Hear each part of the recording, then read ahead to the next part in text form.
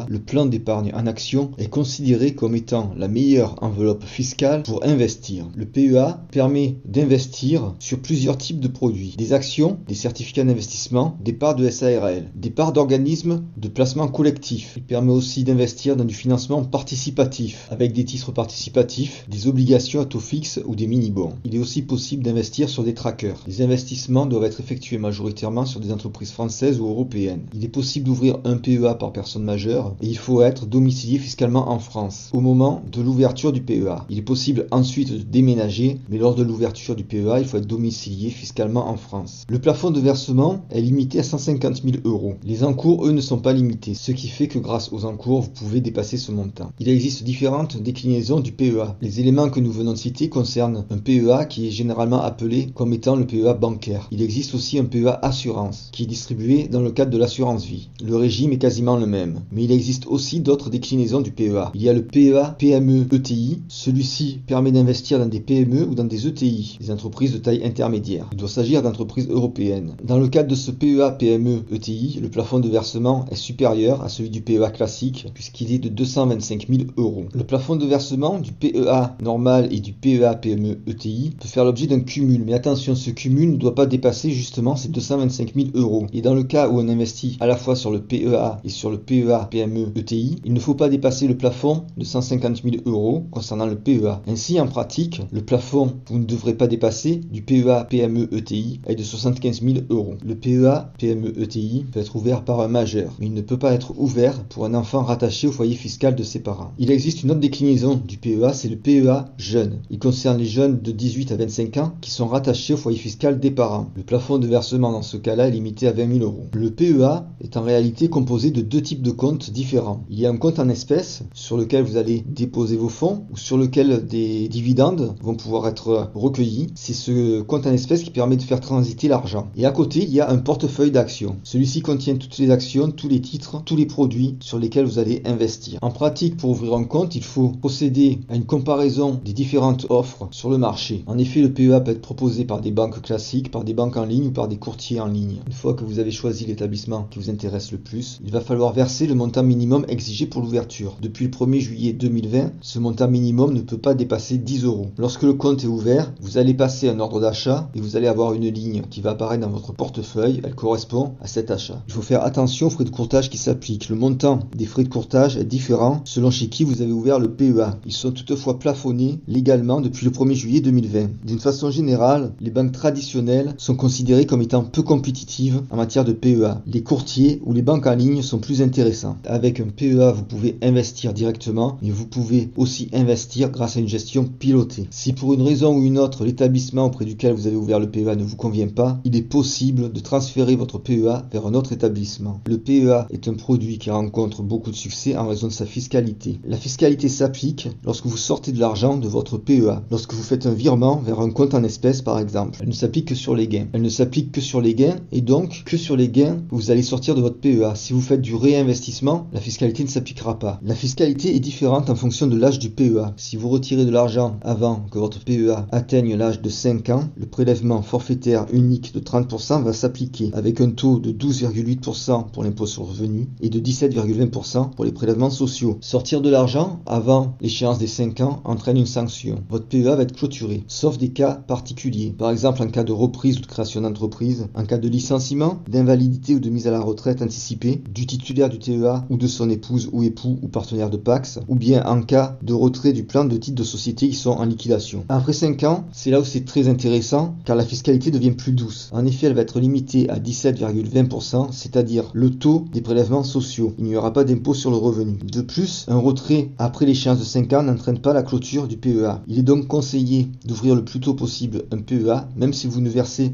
qu'une toute petite somme, même si vous ne versez que le minimum imposé par l'établissement auprès duquel vous ouvrez le PEA. Ceci pour pouvoir prendre date et pour pouvoir bénéficier d'une fiscalité avantageuse au bout des 5 années.